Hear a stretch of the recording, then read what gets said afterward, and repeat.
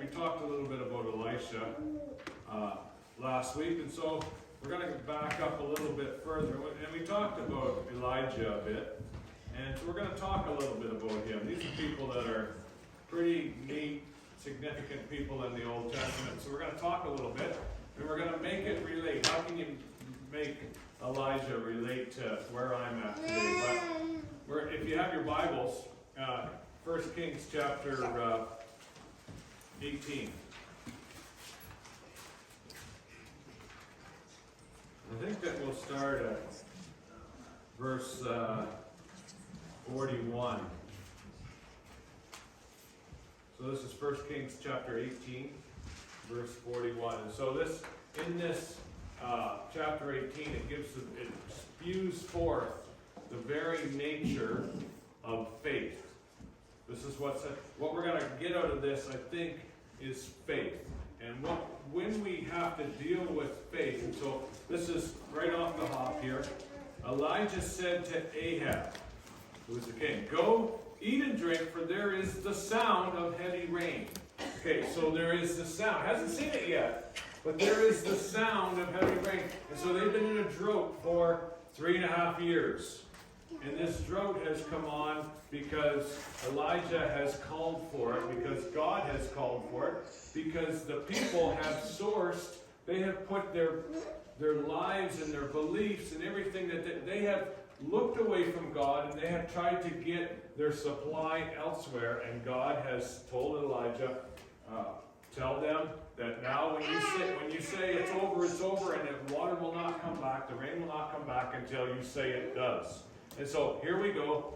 And Elijah said to Ahab, this is 3.5 years now, "Go, eat and drink, for there is the sound of heavy rain." This is faith. This is the very nature of faith, because I don't even see it yet. And yet God is telling me to go tell these people to go and have a party because the rain's coming. So in our lives, there's different stages that we have to go through, I believe, when we are in a drought. Anybody ever feel like they're in a drought? You ever feel like you've been in a dry season? So, and I'm not saying that your marriage has fallen apart. I'm not saying that you've got $0 in your bank account. I'm not saying physically you're in a drought. I just can't seem to get healed. I'm saying sometimes you can look at somebody and they may seem to be doing very well. But if inside their soul is in a drought, their soul is in itself almost weeping. And so you can be in a drought and appear that there's no drought at all. So I think it has to do a lot with each one of us. And yes, in fact, we can be actually in a drought. I've been there where I feel so dry. And it feels like my prayers hit the ceiling. And they don't go any further than that. I've been in a drought. And so there's some stages that we have to go through. And we're going to learn from 1 Kings 18. Stages that we have to go through to get out of the drought. And so this drought, I'm not going to talk about if you do these 3 things, you will be out of the drought. But instead, I'm going to look, because the enemy attacks. The enemy will attack you if you are doing anything for God. He will attack you. He'll attack you even if you're doing nothing. But definitely if you're doing something or trying to do something for God, he will attack you. So what I want to talk about is the enemy's tactics. It's the enemy's tactics about how he will keep you in the drought. So if you learn their tactics, if you learn how the enemy does things, you can avoid them or see it happening and get out of the way of those things. So we're going to look at this. And so it has a lot to do with faith. And Elijah said to Ahab, "Go eat and drink, for there is the sound of heavy rain." The sound of heavy rain. But I don't see it yet. And so we talk about faith. This is real faith. It's not, faith isn't, let's wait till the situation changes in my favor. Now I have faith. Now it's raining, I believe. No, faith is before it starts raining. Faith is the substance of things hoped for, the evidence of things not seen. So that is what faith is. And so when you go to church, you hear about this thing called saving faith. You ever hear that? about saving faith. You ever hear it? I've heard about saving faith. Okay, so saving faith is a faith that you believe in God and what He's did. You believe in Christ. He sent His Son. You know that whole story. And He died for you. And if you ask Him into your life, you will be with Him in eternity one day. That is saving faith. And that's great. And we all need it to get to heaven. But I need some faith right now in the middle. Because I'm in the middle. I've asked Christ into my life. And I have saving faith. I am looking how did that song? When we all get to heaven. Right? That's where we're headed. That's where we're headed. But I'm stuck in the middle. We're almost like on the road to Ephesus. Remember? They got to Ephesus. They're stuck in the middle. And Jesus turns them around and gets them going the right way. Stuck in the middle. I need a little bit of knowledge, a little bit of faith while I'm in the middle. And so looking at the enemy's tactics. Can you guys hear me? Okay. This thing is kind of twisted and turned. But anyways. When it comes to the enemy's tactics, and so Elijah said to Ahab, "Go and eat and drink, for there is the sound of heavy rain." So Ahab went off to eat and drink, but Elijah climbed to the top of Carmel and bent down on the ground and put his face between his knees. This is kind of a weird yoga thing. I tried to do it at home. I couldn't even do it. So this guy, he ate locusts, right? Didn't he eat locusts and honey? And this guy was that him? No, that was John. That was John. Anyways, Elijah, I'm sure he ate that stuff too. But anyways, see, Elijah, the people turned away from God. God was their source. People turned away. God cut them off. Said there won't be rain for it's going to be a while until Elijah, until you call on me, open the heavens again. And so people were angry with Elijah, and so he hid. And so what happens when you're in survival mode? And if I forget it, because I'm trying to buzz through this, but it's important. You guys okay to hang out for a little bit? Like, we might be here till 1. Is that okay?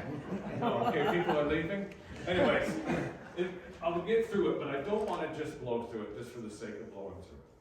So, anyways, this whole idea of when you're in survival mode, and because he's called the heavens to shut up and have no rain, people are mad, people are dying, there is no rain, so he's had to hide. But God has looked after him. But the thing is, these people have called for rain, and there's these rain gods that Jezebel has. There's a whole bunch of these prophets that serve the god of Baal, the Baal god. They serve him, and these prophets, they say that they can bring rain. These rain gods, they can bring rain, but they're a lot. You look at it, and this is before this, because there's a little showdown that's going to happen, and it gets to where we're at now. These rain gods are a lot like politicians. They say that they can do all this stuff, but really they don't have the power to do a whole lot. And we find that out. And so, Elijah has been on the run. He's in survival mode. And when you're in survival mode, your brain, it kind of gets set up that you're always running. You're going to see that he runs a lot.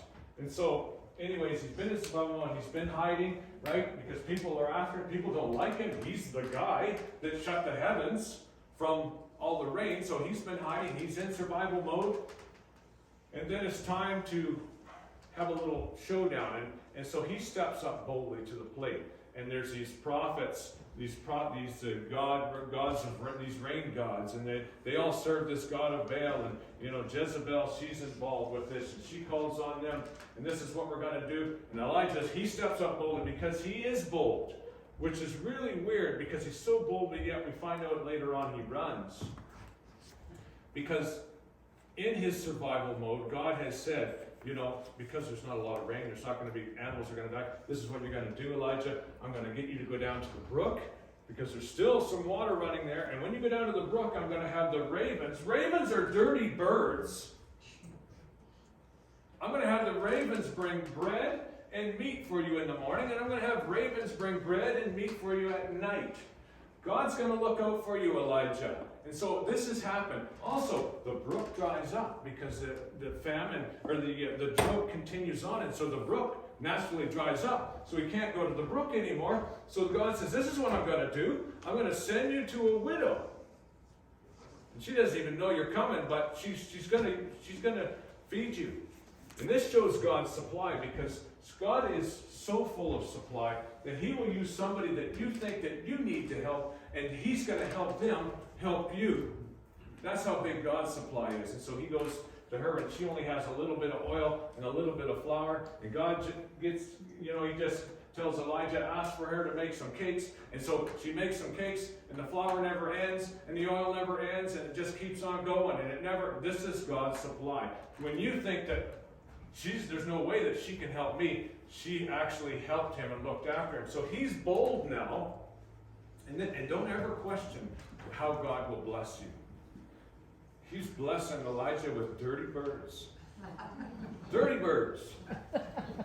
Don't ever look at, this is the way that God should bless me. No, God is very, very, very creative. And don't ever question the way that God will choose to bless you. And so he is bold. Elijah's bold. I had the dirty birds. They brought me good meat, and they brought me good biscuits and all this stuff, and it was like going to the Golden Corral. And then the brook dried up, and away I went to a widow that didn't have anything but a little bit of oil and a little bit of flour, and it was just for her and her son to make a last meal before they died. But yet she fed me, and we kept eating, and it just never ended.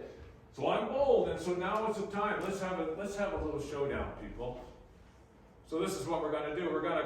You guys cry out to Baal. Let you guys do it first, and then after that, if you guys, and we want to make an altar, we want to see if fire can come from heaven and consume this. So I'm going to let you do it first. And so these prophets, these rain gods and the prophets, they call out to Baal and they try to get this fire to start, and nothing happens. And you got to get a kick out of Elijah, because he said, maybe he's traveling, maybe he's in the washroom, maybe you got to yell a little bit louder. Your God can't hear you. Do it a little louder. He's just playing with them because he's bold, because he's seen what God can do. And so these people are cutting themselves and doing all this stuff, and nothing's happening and no fire. And she said, okay, is it my turn yet? So obviously your God's not cutting it. So he puts the wood on the fire, and the oxen cut up and all this stuff. And then he says, go and get 4 jugs of water. This is what you do when you want to make a fire. You take jugs of water and you pour it on. Right? I see it on Survivor. If you ever watch Survivor, and it's right at the end where you got to make the fire, it's what guys do. It's a real good idea. It's to pour water on it. And so 4 jugs of water go on, and he says, do it again. Get some more jugs. And I think he does it 3 times. They just flood it with water. And then he says, God, do your thing. And boom, it burns up. And you go, wow. He does serve a mighty God. And he was in a position that's in a situation when you pour water on something you want to burn, you are in an impossible situation, and that's where faith will truly grow. It will grow in the tight spaces. And so faith continues to grow. And Elijah was very bold because of what God had done and looked after him. He was very bold, and now it is time. Here we go. And so now it is time. It's time to open up the heavens. So this was done. Oh, by the way, he killed all these prophets. He made sure that they were all slaughtered. 850 of them total. And so anyways, he took care of that. And up to Mount Carmel, and he said on his way, he said, oh, by the way, King Ahab and all of you guys, you should have a party. You should eat and drink because the heavens are going to open. I hear the sound of mighty rain, of heavy rain. But yet nothing. So he goes up there. I'm going to try it.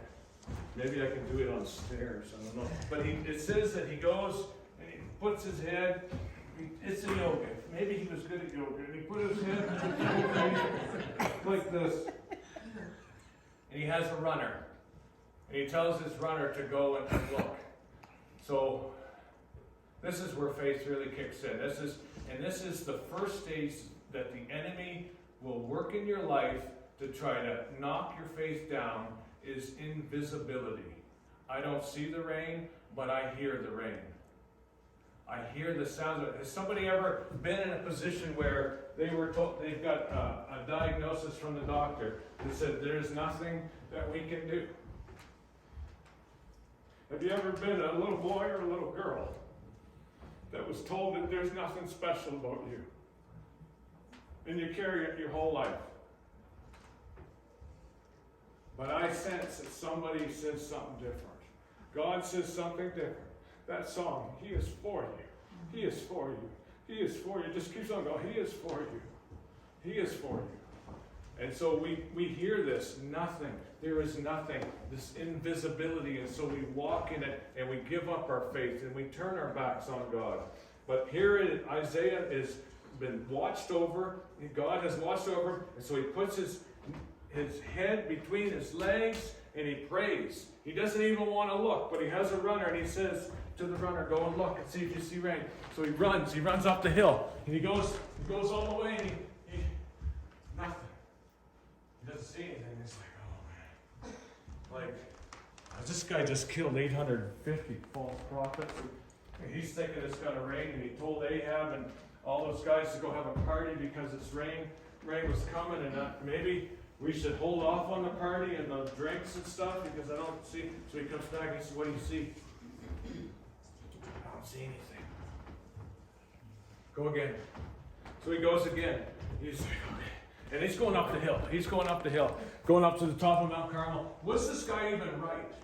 He comes back the second time. He looks. Nothing.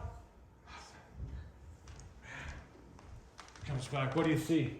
Nothing. I don't see anything. Was the runner right? Was the servant right when he said that he saw nothing? Was there nothing? You're thinking this is a trick question. Right? You don't really want to say, I think he was right. Because he was wrong, but he didn't see it. And this is where faith kicks in. Because there was a rain, a rain cycle that was beginning and it was picking up off the sea. But you couldn't see the clouds yet. You didn't see it yet. But Elijah knew. He knew, I hear the sound there is the sound of heavy rain. It said, go again.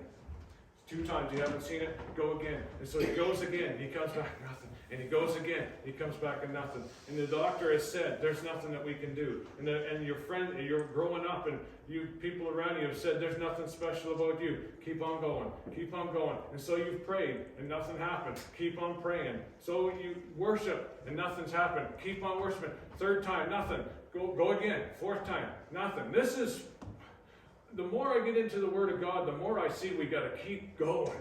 Keep coming back. God does things instantly. He healed my shoulder back in the day. It was instant. But the more I see it, He works keep on going. Naaman, get in the water again.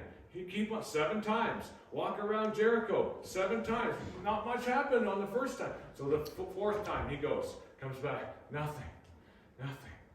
Invisibility. God will work on you. Not God will work on you. Satan will work on you. And because it's invisible, you don't see it. He's going to want your faith to crumble. 5th time, 6th time, 7th time. 7th time. Holy moly, I'm getting tired. You know? It's like, 7th time. Isaiah's still there. He didn't even want to look. Elijah. Why do I keep saying Isaiah? I'm sorry. You know what I'm doing. Thank you for listening. This was a test. And so he comes back and Elijah. Didn't say anything 7th time. So invisibility. That's the first thing that the enemy will do. He will try to wreck your faith because it's invisible and you don't see it. I don't see it. I don't see it. I don't see it. And then 7th time he comes back and he said, I saw something, but it's not much. You saw something, but it's not much. The second thing that the enemy will do, he will try to tear your faith down. He will try to tear your walk with God apart. First one is invisibility. I don't see nothing. I don't see anything. The second one, insignificance. I see something, but it's not much. What is it? It's a cloud the size of a man's hand. And Elijah's like, he hops up. He puts his robe on. It says that the Spirit of the Lord, came on. Let's go. And Elijah said to Ahab, go and eat and drink, for there is the sound of heavy rain. So Ahab went off to eat and drink, but Elijah climbed to the top of Carmel and bent down on the ground and put his face between his knees. Go and look towards the sea, he told his servant. And then he went up and looked. And there is nothing, he said. 7 times Elijah said, go back, go back, go back, go back. The 7th time the servant reported, a cloud as small as a man's hand is rising from the sea. and it seems insignificant. Satan will work on you, and he will try to keep you off of your assignment because it's not that much. It's something, but it's not much. And he will try to get you off of what you are doing for God because you think that it's not that much. But Elijah, he's a little different. He says, so Elijah said, go and tell Ahab, hitch up your chariot and go before the rain stops you. Meanwhile, the sky grew black with clouds, and the wind rose, and a heavy rain came on Ahab and rode off to Jezreel. And the power of the Lord came upon Elijah, and tucking his cloak into his belt, he ran ahead of Ahab all the way to Jezreel, which is 17 miles. And the power of the Lord came upon him. Man, wouldn't some of these Olympic athletes do well if they were close to God? And maybe some of them are. I'd be praying, Lord, come on me now. Come on me. I want to beat those guys from Ethiopia that are so good in these long distance. I want to win. So he did this. And God wants you to know that what you do is significant. What you do, and you can lose your faith by going, it's something, but it's not much. And so you go, it's a cloud the size of a man's hand. I don't know, man. You shouldn't have told him to go eat and drink. But Elijah says, man, let's get going. Let's get going. Because God's got momentum here. When God starts something and the momentum, you got to get ahead of it. You don't want to get rolled over. Let's get ahead of it. The power of the Lord. He's running in front of the chariots. Yes, 17 miles. He's running. Don't ever think that when you're changing your diapers, that is insignificant, Alicia. And Tyler. Do you do that too? Okay. Don't ever think, I'll put him on the spot. Don't ever think that changing your diapers is insignificant. I was at the mine this week, talking to guys. And guys are like, you know? And then even me. If you question me, I was probably like, And then I was working on this, and I was like, I'm going to tell, for 30 days, why don't you try this if you're feeling like tell yourself what you are doing is significant. I told many people this at the mine. What you're doing is actually significant. It is because Satan would love for you to get off of your game and think that it's not significant and leave your post and walk away. You still with me? Yep. And I'm really doing a paraphrase here. So, everything's good. And he runs in front. And like I say, when you've been in survival mode, and he's been in survival mode for a long time, and your brain kind of gets set that way. And so he runs. He's still running. He's still running. Sometimes you run to hide. Sometimes you run looking for food. Well, now he's running in front of the chariot. God's got momentum. He's in front of it, going, yes, it's going to rain. And now he's going to serve as King Ahab. And it's all good. But then Jezebel is very angry because all the prophets have been slaughtered. And she sends a messenger. So Satan, what he can really do in your life, he can set you, the enemy, what they can do when it comes to your faith, can cause you to give up or turn on your faith, to turn on God because you don't see anything happening. Invisibility. Because you might see a little something, but it's still insignificant. It's a cloud the size of a man's hand. That's not the rain we need. It's insignificant. The last thing that we'll talk about in paraphrasing here is intimidation. The enemy will get you to give up your faith and turn on your God by intimidating you. And so Jezebel has like, oh yeah? Well anyway, she knows her time is up. She knows it's all up. She has seen what God can do compared to what she had. They didn't do anything, and now they're all been killed. So this is what the enemy can do, intimidation. So Elijah should be pumped. He just ran 17 miles. The Lord come upon him and he ran 17 miles in front of the chariot. He's going to serve as king, and the rain has come, and God has come through again. And Jezebel said, send my messenger to him and tell him I'm going to kill him. He's going to die. And what do you expect Elijah? What do you expect Elijah to say? I would expect at this point that it would be, bring it. Yeah. Bring it. I've seen what God can do. I'm not afraid. Bring it. Do whatever you got to do. We're not worrying about you. But instead, it says, let's look here. Meanwhile, this guy, okay, so then, now, this is chapter 19. Now Ahab told Jezebel everything that Elijah had done and how he had killed all the prophets with the sword. So Jezebel sent a messenger over to Elijah and said, may the gods deal with me, be it ever so severely, if by this time tomorrow I do not make your life like that of one of them. And this is, I would think that Elijah would say, bring it, woman, I'm not afraid of you. But instead it says intimidation. Remember I said intimidation. God will try. If invisibility hasn't worked, I don't see it, but man, he's still giving her. And then it's insignificant, the size of a cloud. The cloud is the size of a man's hand, but he's still going with it, and he's still running. I'm going to intimidate him. What I'm going to do is I'm going to contain him. Because it was given up. She had nothing. She knew she had nothing. There was nothing left for her to do, but she sent him. If she wanted him dead, she would have had him dead. You would never send a messenger to tell, oh, she just said that she's going to take care of you. That would be like me fighting somebody. I'm going to talk. I don't know how to fight. When we went after the Bruins won the cup back in 2011, and we went down to Oliver's. We had a drink, we were celebrating, and a couple guys were mad at us because they were lowly Canuck fans, and they threw posters at us and hit my wife. I got up and I ran after them. And thank goodness they ran away. What happens if they would have stood there? Right? I was going to be all talk. Thank goodness. I was telling a guy that the other day. Thank goodness they ran. Because she's like, I'll send a message. You're going to be dead tomorrow, and blah, blah, blah. And if she wanted him dead, he would have been dead. But the enemy will try to contain you. And so Elijah ran and he hid. And that's what we've got to be very careful with. That's what can happen in our lives. These are the things when we're in a drought. And so Elijah goes and he hides in a cave, and then, God knows what's going on, and then he sends an angel first, and then he comes along. God still never gives up. God never gives up on you. God is always there. Remember the song, He is for you, He is for you, He is for you, He is for you. And Elijah has done great things. And so many things has happened in his life.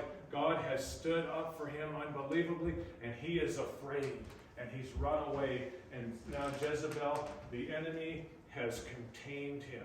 Make sure that you are not contained. Do not let the enemy contain you. And so even if they do, God will still come knocking, and he will say, come out and check this out. With fire, there was fire, but God was not in it. There was a storm, that wind blew, and God was not in it. He told him to come out of the cave. Come out of the cave. Isn't it funny how some of us, we live so much better when we're acting like we're in the drought than when we're actually living in the blessing. And it's raining, but he goes in a cave and can't even feel the rain. He's hiding in a cave. And so we act better in survival mode than in blessing mode. And this is what he's doing. And he doesn't give up on him. And this is in closing. He just says, come on out. I want to show you something. I want to show you who's in control, right? In the big storm. God wasn't in it. And then it was the earthquake that cracked the mountains. And God wasn't in it. And then the fire. God wasn't in it. And then it spoke of a gentle whisper. And God was in it. And he said, it's not by power, nor by might, but it's by the Spirit of the Lord. Come on out. And so for each one of us, if you're in a drought, if you feel that you're in a dry season, it's time to come out of the cave. Because it's raining. Right?